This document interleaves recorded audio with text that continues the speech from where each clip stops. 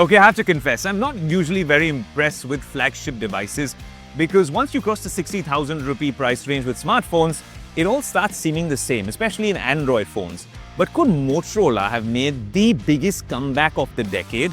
And honestly, Motorola was the OG when it came to flip phones and a bunch of really high-tech smartphones. But then in India, it wasn't that much of a big deal. But now with the Motorola Signature, I really think they could be turning the entire table and so much more. The first thing being the camera. With the processing and all the AI coming from Motorola largely being acquired by Lenovo, some of the AI features and the AI work on this with the high FPS and what it does in low light was mind-numbingly good.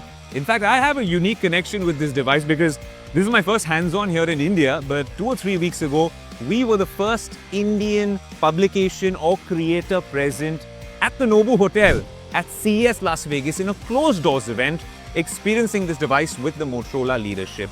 And even then, I was awestruck. 1, by its camera, what it can do in terms of zoom. 2, by the AI processing and how natural the images looked. And most importantly, with some of the services that they're talking about, like the concierge service, which is unique. And it's very refreshing to see that a company is doing this in India, especially with a huge focus on India. In fact, I caught up with the Motorola leadership and the Tech 360 team caught up with the team here in Mumbai as well at their flagship event. Is this device a true bang for your buck? Well, let us tell you a little bit more about what makes this so special. And let me give you a little bit of a spoiler alert. It's the pricing. The Motorola Signature features a 6.99 mm 186 gram aircraft-grade aluminium build with MIL STD810H durability and IP68, IP69 protection.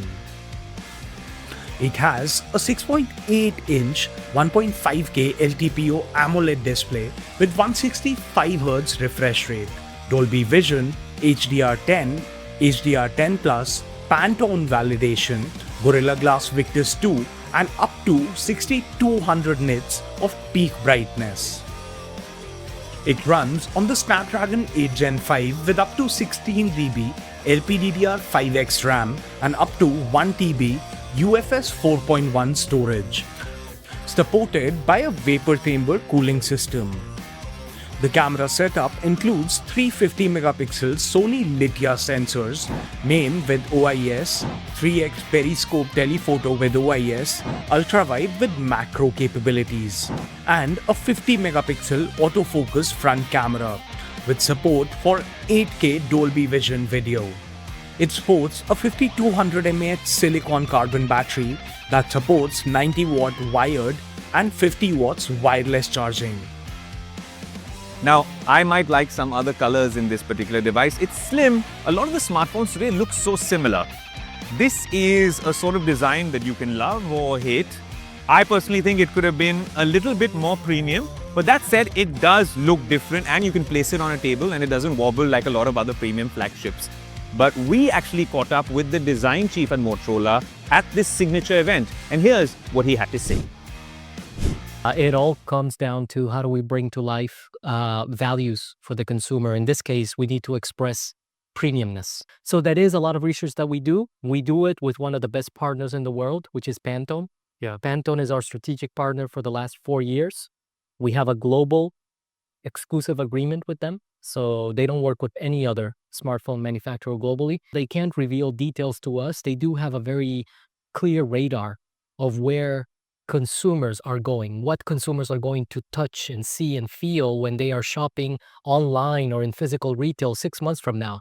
Right. And that's the strategic information that we also share together and they give us to decide, hey, this device in particular should have this martini olive color, should have this carbon color.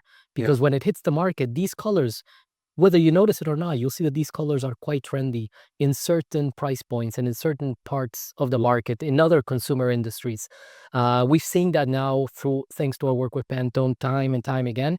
And that's the beauty about working strategically with them. And that's how we bring everything together. The positioning of the device, what we want to communicate from a design point of view, the consistency in the design language, so it looks and feels like Motorola, and this aspect of it feels correct for the time when it's launching, and it's good for the moment when it's coming to market, and it feels and it brings to life those aspects of premiumness and richness that we were going after. All in all, you're getting a good chipset, which is similar to the OnePlus 15R, the Snapdragon 8 Gen 5. We saw it first with OnePlus, but now these guys are also managing to leverage the strengths of this Snapdragon technology. You're getting a fairly decent camera, stills and zoom are amazing, video could have been better, sound tuned by Bose, at a device which costs, and this is the kicker, under 60,000 rupees. Without any offers, it's 59,999 in India.